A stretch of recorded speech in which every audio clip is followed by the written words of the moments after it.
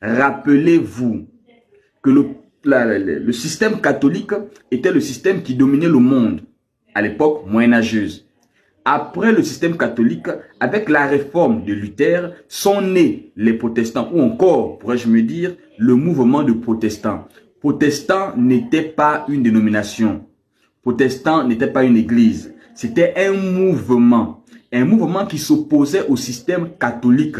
Ils ont rejeté beaucoup de choses qui se faisaient dans l'église catholique, notamment les indulgences papales, la vente, n'est-ce pas, des prières, le paradis qui était devenu payant. Ils ont protesté contre le purgatoire, contre le faux baptême, etc., etc. Il a écrit 95 thèses. Luther a protesté. Mais vous allez remarquer, quelques années après Luther, ceux qui sont venus et qui sont restés dans le mouvement des protestants ont commencé à refaire les mêmes choses que hier leur frère Luther avait rejeté.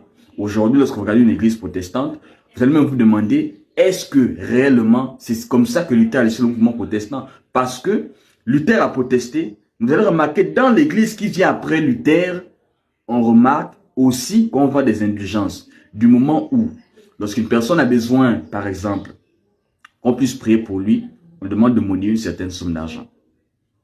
L'église catholique le faisait. Du moment où une personne est dans une situation un peu délicate, avant de rencontrer l'homme de Dieu, on demande de payer les consultations, comme si c'était à l'hôpital. Donc, on commence aussi à vendre les indulgences.